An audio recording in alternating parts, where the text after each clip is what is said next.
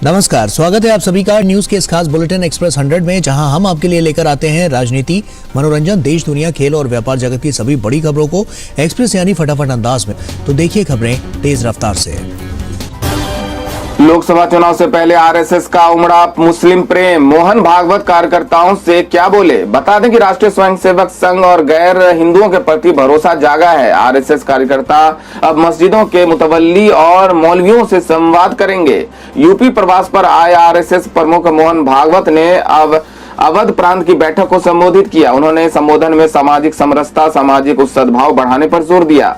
मोहन भागवत ने पदाधिकारियों और कार्यकर्ताओं से गुरुद्वारा, चर्च और मस्जिदों के प्रमुख से मुलाकात करने को कहा। अवध प्रांत की कार्यकारिणी की बैठक में आरएसएस के शताब्दी वर्ष कार्यक्रम पर भी चर्चा की गई। बता दें कि संघ प्रमुख अलग अलग सत्र में जिला, विभाग प्रचारक और क्षेत्र प्रचारकों के साथ बैठकें कर रहे हैं। इस दौरान संघ के कामकाज की समीक्षा की जा रही है और पदाधिकारियों से फीडबैक भी लिया जा रहा है। राष्ट्रीय स्वयंसेवक संघ अपने शताब्दी वर्ष 2025 तक अनुषांगिक संगठनों की मदद से समाज के विभिन्न वर्गों में पैठ बनाने की रणनीति पर काम कर रहा है। शनिवार को अवध प्रांत की प्रांत कार्यकारिणी में मुसलमानों, ईसाइयों और सिखों को आरएसएस से जोड़ने पर मंथन किया गया।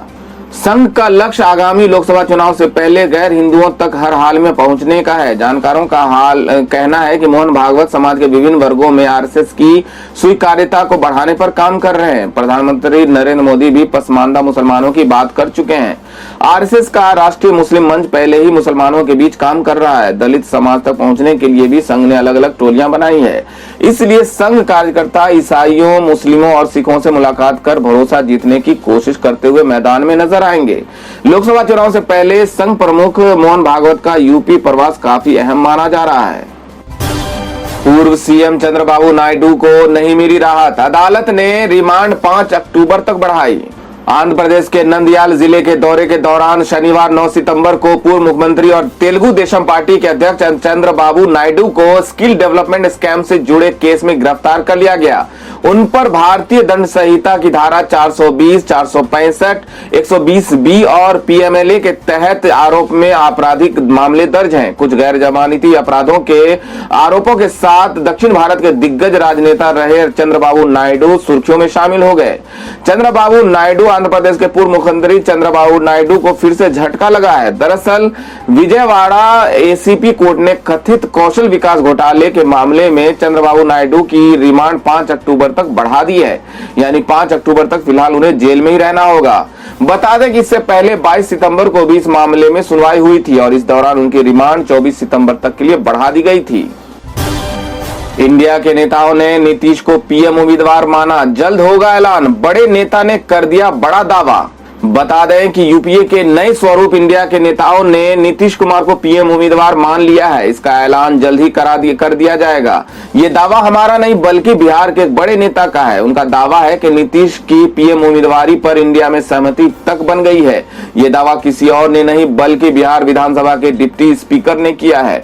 बिहार विधानसभा के उपाध्यक्ष महेश्वर हजारी ने शनिवार को दावा किया कि विपक्षी गठबंधन इंडिया के नेता नीतीश कुमार को प्रधानमंत्री पद के चेहरे के रूप में पेश करने पर सहमत हो गए हैं। उन्होंने कहा कि इस संबंध में एक घोषणा निकट भविष्य में की जाएगी। दोस्तों, आने वाले लोकसभा में आप प्रधानमंत्री के तौर पर किन्हें देखना चाहते हैं? अपनी पसंद को हमें कमेंट करके जरूर बताएं। तो बढ़ते हैं अगली बड़ी खबर की ओर।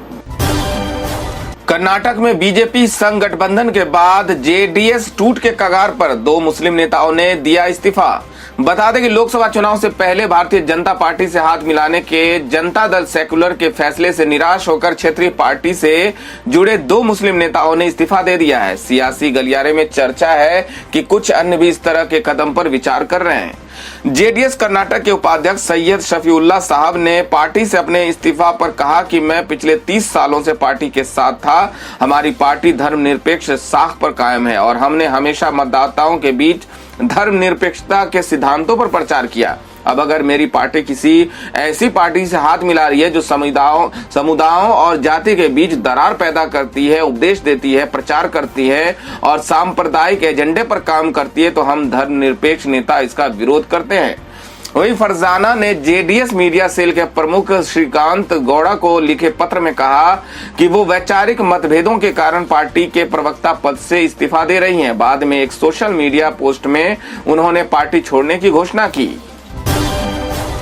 ब्रिजभूषण को क्यों बचा रहे पीएम मोदी? दिल्ली पुलिस के दावे के बाद कांग्रेस ने साधा निशाना। बता दें कि महिला पहलवानों के यौन उत्पीड़न के मामले में कांग्रेस ने रविवार को प्रधानमंत्री नरेंद्र मोदी पर भारतीय कुश्ती महासंघ के पूर्व प्रमुख और भाजपा सांसद ब्रिजभूषण सिंह को बचाने का आरोप लगाया है। पार्टी ने यह भी कहा कि मोदी सरकार ने भूषण पर लगे आरोपों के बावजूद उनका समर्थन किया। आरोप लगाते हुए कांग्रेस ने शनिवार को कोर्ट में दिए गए दिल्ली पुलिस के बयान का हवाला दिया, जिसमें कहा गया था कि जब भी ब्रिजभूषण को मौका मिला उन्होंने महिला पहलवानों का शोषण करने की कोशिश की। एक्स पर कांग्रेस ने लिखा कि कोर्ट में ये दलील देते हुए दिल्ली पुलिस ने कहा कि ये दिए गए सबूत आरोप तय करने के लिए पर्याप्त हैं। इन सब के बावजूद महिलाओं के सम्मान का दिखावा करने वाली मोदी सरकार यौन शोषण के आरोपी ब्रिजभूषण के साथ खड़े हैं। सवाल आज भी वही है कि पीएम मोदी ब्रिजभूषण को क्यों बचा रही है। आपको बता दें कि बीती शनिवार यानी 23 सितंबर को दिल्ली पुलिस ने दिल्ली की राउज एवेन्यू कोर्ट को बताया कि जब भी ब्रिजभूषण को मौका मिला उन्होंने महिला पहलवानों का शोषण करने की कोशिश की। 6 महिला पहलवानों द्वारा दायर यौन उत्पीड़न मामले में आरोप पत्र दायर होने के बाद कोर्ट ब्रिजभूषण सिंह के खिलाफ आरोप तय करने के लिए दलील सुन रही थी। दिल्ली पुलिस ने यह भी कहा कि ब्रिजभूषण सिंह के खिलाफ 3 तरह के सबूत हैं जो आरोप तय करने के लिए काफी है। 15 जून को दिल्ली पुलिस ने 6 बार के सांसद ब्रिजभूषण सिंह के खिलाफ आरोप पत्र दायर किया, जिसमें यौन उत्पीड़न के 15 मामले दर्ज हैं। शरद पवार की अडानी से मुलाकात का एनसीपी ने किया बचाव। कहा 2 चीजों को मिलाने की जरूरत नहीं। बता दें कि अडानी समूह के खिलाफ विपक्षी दलों की आलोचना के बीच अहमदाबाद में राष्ट्रवादी कांग्रेस पार्टी के प्रमुख शरद पवार और उद्योगपति गौतम अडानी की हुई मुलाकात से सियासत अचानक गर्मा गई। इस मुलाकात के कई मायने निकाले गए। किसी ने संकेत दिए कि राहुल गांधी और शरद पवार के बीच दरार इससे अधिक स्पष्ट नहीं हो सकती, तो किसी ने इस मुलाकात पर कांग्रेस की चुप्पी पर सवाल उठाए। इन सियासी चर्चाओं पर रविवार को एनसीपी नेता जयंत पाटिल ने विराम लगा दिया। जयंत पाटिल ने मुलाकात पर कहा कि इस पर कोई विवाद नहीं होना चाहिए, क्योंकि गौतम अडानी और इंडिया ब्लॉक का निमंत्रण रखना 2 अलग चीजें हैं। शरद पवार गौतम अडानी को काफी समय से जानते हैं और अडानी ने एक नए प्रोजेक्ट के उद्घाटन के लिए शरद पवार को आमंत्रित किया था। जयंत पाटिल ने आगे कहा कि एक स्वच्छ परियोजना का उद्घाटन करने में क्या दिक्कत है, ये इंडिया ब्लॉक और उसके फैसलों से पूरी तरह अलग है। शरद पवार ने इंडिया ब्लॉक की सभी बैठकों में भाग लिया, मुझे नहीं लगता इसमें कोई आपत्ति होनी चाहिए। शरद पवार और गौतम अडानी की एक पौधे का रिबन काटते हुए तस्वीर को बीजेपी नेता द्वारा हरी झंडी दिखाए जाने के बाद एनसीपी नेता ने कहा कि दोनों चीजों को मिलाने की कोई जरूरत नहीं है। उन्होंने पूछा कि क्या कांग्रेस नेता राहुल गांधी इस पर टिप्पणी करेंगे। तस्वीरों पर टिप्पणी करते हुए बीजेपी के राष्ट्रीय प्रवक्ता शहजाद पूनावाला ने कहा कि भारत में कोई भी राहुल गांधी की बात नहीं सुनता। रविवार को असम के मुख्यमंत्री हेमंत बिस्वा शर्मा ने पूछा कि शरद पवार की अडानी से मुलाकात पर कांग्रेस चुप क्यों है। राहुल गांधी और शरद पवार के बीच दरार इससे अधिक स्पष्ट नहीं हो सकती।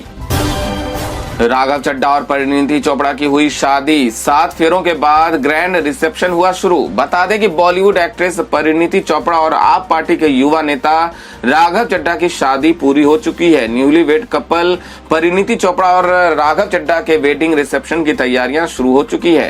रात 8:30 बजे परिणीति राघव का ग्रैंड रिसेप्शन शुरू होगा, जिसमें कई नेताओं के अलावा बॉलीवुड सेलेब्स भी शामिल होंगे। आपको बता दें कि परिणीति चोपड़ा और राघव चड्ढा के 7 फेरे पूरे हो चुके हैं। शादी के बाद कपल का फोटो सेशन भी चला। दूल्हा दुल्हन के साथ परिवार और रिश्तेदार ने जमकर तस्वीरें खिंचवाई। विदाई के समय होटल में अक्षय कुमार और शिल्पा शेट्टी की फिल्म धड़कन का गाना दूल्हे का सेहरा बजता हुआ सुनाई दे रहा था। खालिस्तानियों को अलर्ट कर रही अमेरिकी एजेंसी। रिपोर्ट में दावा, कहा तुम्हारी भी जान को खतरा।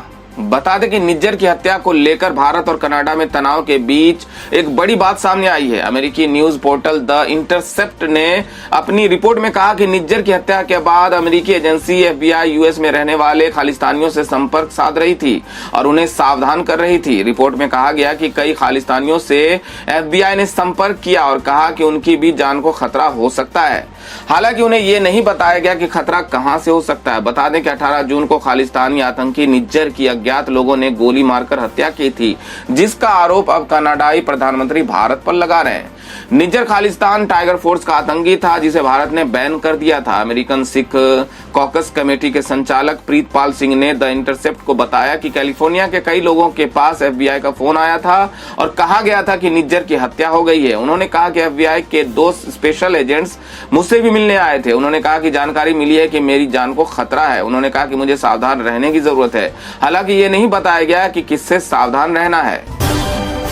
NIA ने पंजाब में जब्त की संपत्ति तो बौखलाया। खालिस्तानी आतंकी गुरपतवंत सिंह पन्नू ने फिर दी धमकी। बताया कि भारत और कनाडा के तनाव के बीच NIA ने खालिस्तानी आतंकी गुरपतवंत सिंह पन्नू के खिलाफ बड़ी कार्रवाई की है।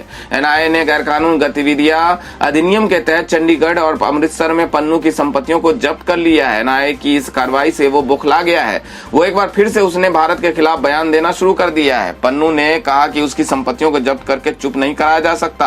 पन्नू का दावा है कि उसके खिलाफ झूठे मुकदमे दर्ज किए गए हैं। चंडीगढ़ के सेक्टर 15 में संपत्ति जब्त करने से जुड़ा नोटिस चिपकाया गया है। इसी तरह का एक और नोटिस पन्नू के पैतृक गांव खानकोट में उसकी कृषि भूमि पर लगाया गया है। खालिस्तान समर्थक आतंकियों पर यह बड़ी कार्रवाई मानी जा रही है। ये कार्रवाई एक ऐसे समय में हुई है जब कनाडा ने भारत पर आतंकी हरदीप सिंह निज्जर की हत्या में हाथ होने का आरोप लगाया। कनाडा के PM ने कहा कि निज्जर की हत्या में भारत की खुफिया एजेंसियों का हाथ है। भारत ने इसे नकारा है।